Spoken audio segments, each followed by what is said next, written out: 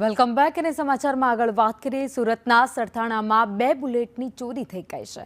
5 જ સેકન્ડમાં પગથી લોક તોડીને બુલેટની ચોરી કરવામાં આવી। બુલેટ ચોર્યાની 25 મિનિટમાં અન્ય બુલેટની ચોરી થઈ છે। બંને બુલેટ ચોરીના સીસીટીવી ફૂટેજ પણ સામે આવ્યા છે। બુલેટ માલિકને અજાણ્યા નંબરથી ફોન પણ આવ્યો હતો। ઓનલાઈન ₹2500 પણ પડાવવામાં આવ્યા હતા। તો સરથાણા પોલીસે સમગ્ર મામલે ગુનો નોંધી તપાસ હાથ ધરી છે। સુરતના સરથાણા વિસ્તારના યોગી ચોક વિસ્તારનો આ બનાવ છે, જ્યાં માત્ર 5 જ સેકન્ડમાં જે બાઇક બહાર પડ્યું હતું તેની ચોરી કરવામાં આવી છે। ચોરીને અંજામ આપવામાં આવ્યો છે। એક નહીં પરંતુ 2 બુલેટની ચોરી કરી તસ્કરો ફરાર થઈ ગયા છે। જો કે બંનેના સીસીટીવી ફૂટેજ સામે આવ્યા છે।